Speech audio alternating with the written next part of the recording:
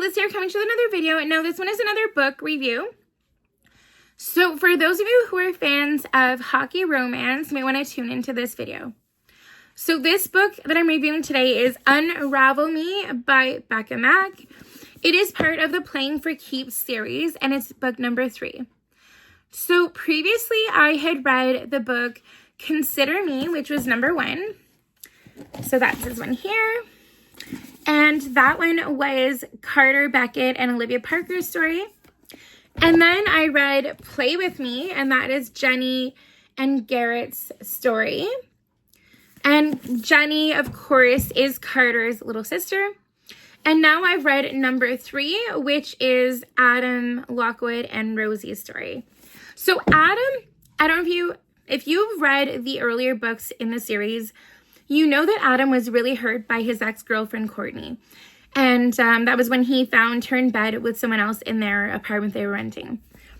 So needless to say, Adam was kind of a bit leery to trust women and stuff like that after that. And also his friends had suggested he gets out there and goes on the dating apps and tries to open his heart up again. But unfortunately, a lot of the people that he was meeting, they were not, going out with him for him. They were going out with him for the hockey player he was. Now, I also want to show you, a character card that I have from when I met Becka Mack. And so right here, you can see that is Rosie and Adam. And then that is Jenny and so when it came to Adam and Rosie, for Adam, she seemed completely different, and Rosie had no idea who Adam was when they met. So Rosie at the time when the novel starts, she was working at a shelter and also going to school for a veterinarian, and she was also a single mom, and she'd also previously lost her parents, and she ended up going into foster care. And at one point then of course, when she got pregnant with her son, Connor, it wasn't with the nicest guy. And in a lot of ways, Rosie often didn't feel like maybe she was good enough for people to love, or that people would open up and love her for her and that kind of thing. Now, just like with with Adam, most of the women that he'd gone out with, they were just wanting him for his celebrity status and for the athlete that he was and how famous he is and everything. So now Adam, before he broke up with Courtney, he ended up getting a dog named Bear. And he always goes the same route with the dog each day. And it just so happens that on one walk with Bear, Adam ends up running into Rosie and also a dog who was at the shelter named Piglet. And so Bear actually ends up knocking Rosie down. And then of course, because of Bear knocking her down, causes the owner of Bear, Adam, to start up a conversation with Rosie. And, it seems like it was just meant to be. And sometimes I feel like it can be fate when you're meant to be with someone and you're meant to meet them. And that's just how Rosie and Adam met. And from the moment they met, they were smitten over each other, and they felt like they'd never met anyone else like them until they came along. Now, fast forward a little bit, and Rosie's roommate realizes who Adam is, and that he's a famous hockey player. And Rosie, when she realizes, she can't believe that Adam hasn't told her who he is. Now, when they met, Adam actually gave Rosie his name, but she just didn't know who he was, right? So when he said, oh, I'm Adam Lockwood, she just didn't think anything of it. And she's like, oh, cool.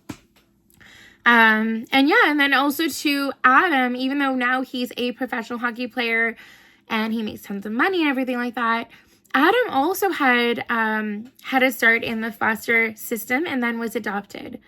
So even though Rosie figured when she got to know more that, that Adam might not be able to relate to her and that they may be totally different from totally different sides of the track, Adam was a foster kid and then got adopted, just like Rosie was a foster kid. But then unfortunately, Rosie aged out of the foster system and she didn't end up having parents that chose her. Now, any book that has to do with adoption too, I honestly have a soft spot for that. And also too, I love seeing happy endings. And with Adam and Rosie, it got to be a happy ending eventually. Although there may have been a few bumps along the road along the way, eventually they did get their happily ever after. And I would highly recommend this entire series to anyone wanting a great feel-good hockey romance series. So now, as I said, right now, I've read 1, 2, and 3 in the series. I also have the book for number 5 that I have here, but I've not read it yet. And I also, but I don't have number 4 yet. So I kind of am wondering, should I wait to read number 5 until I get number 4 and read it? Or should I go and read number 5 first and go back to number 4? What can you do? What'll it be? Who knows? But either way, I am really excited to read the other 2 books in this series. And number 4 is actually Jackson's book. And so, the number 4 is called Fall With Me. And again, as I said, the series is called Playing for Keeps. Now I can read you the synopsis of the book Playing for Keeps. So maybe you might want to check it out also. So Jackson Riley is exceptional at 3 things: starting fights on the ice, picking up women post-game, and going home to fulfill his role as the world's best cat dad. Relationships, unfortunately, miss the list. Lennon Hayes is supposed to be on her honeymoon. Instead, she's alone and single, vacationing next door to a surly, tattooed man who ran his date off the resort. When a run-in at the bar results in a night of bickering and cocktails, she finds herself tumbling into bed with the enemy next door, then sneaking out before the sun comes up. Lennon's plan to start over in a new city is going great until she starts her new job. The job? Vancouver Vipers' new photographer. And the defenseman scowling at her from across the room. One night stand she wasn't supposed to see again. Good thing neither of them are looking for anything serious, right? Jackson may not be used to falling, but if he's going to go, he refuses to go alone. If he falls, he wants Lennon to fall with him. And then number 5 is Kara and Emmett's book. Now, one thing I find is interesting is how it's ending with Kara and Emmett, although, from the beginning, with Carter and Olivia, they were it seems almost like Emmett and Kara were the ones to start the whole friendship and the whole, family that they chose, although the series is ending on Kara and Emmett. It's kind of interesting, I think. And I feel like sometimes, though, authors do things like that so that it's like full circle. So now I'm going to read you the synopsis of number 5, which is, of course, as I said, the book I already have that I've yet to read. So Kara Hunter is a self-made woman. Driven, fearless, she's never lost a battle. In fact, the only time she's fallen to her knees, was for him. Emmett Brody might be one of hockey's hottest players, but the moment he sees Kara, he's reduced to a single word: hers. And he'll stop at nothing to change her last name. With a love as all-encompassing and fierce as theirs, they become the ultimate power couple and the backbone of their family. But when they decide it's time to have a baby, they discover their journey to conceiving will be anything but easy.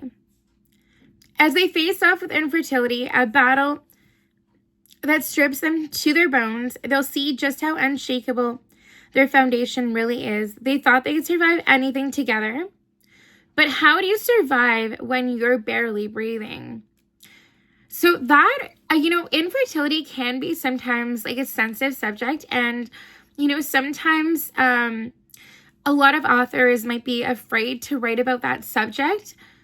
Just like other subjects that people may be afraid to write about might be like, religion, or also, as well, maybe, another thing that might be sensitive to write about too is about like, pro-life versus, pro-choice and other things like that. And also, divorce and, things like that. But, I feel like if you write it right, it'll be worth it and more people will want to read it. And, so what, like, for example, another book that I previously read, that was a kind of a sensitive subject was the book Sing You Home by Jodi Picoult. And it was an amazing read. And I actually ended up lending it to one of my friends and I never got it back, but I did really enjoy that. And I would read it time and time again. And it is just an amazing book, and you just see the perspective from both people in the family. Now, again, when it came to Adam and Rosie as well, I loved their story. So if you're interested in Adam and Rosie's book, again, here's the synopsis, right? Can he leave the past behind to forge the future he's always wanted? When it comes to dating, Adam Lockwood wouldn't know luck if it hit him in the face. After a failed relationship and a string of dates gone wrong, the thought of being vulnerable with someone is terrifying. Most women only see his fame, but when his dog runs into Rosie Wells, a beautiful woman with a blush as pink as her hair, that she doesn't seem to have a clue who he is. And Adam seizes the opportunity as a chance to finally be himself. Rosie has her hands full as a single mother and fourth-year veterinary student, and she certainly wouldn't know a hockey player she ran into one. She doesn't have time to date, and she's fiercely protective of her little family. But when a chance encounter leads her to Adam, she knows it's worth risking her heart. The only problem? Adam is used to wearing a mask. He's a goalie, after all. And as he holds on to a secret that threatens to unravel him and destroy his new family, they're both at risk of losing more than ever before. So honestly, I really, as I said, I loved this story. I thought that it was amazing seeing them grow as a couple and also as a family. And let me know in the comments as well if you've read any books by Becka Mack, or if you've been reading any other hockey romance. And if you're reading something totally different as well, let me know what you're reading, and let me know if maybe you have some book recommendations for me. Thank you so much for watching. Don't forget to like and subscribe, and until next time, take care. Bye, guys.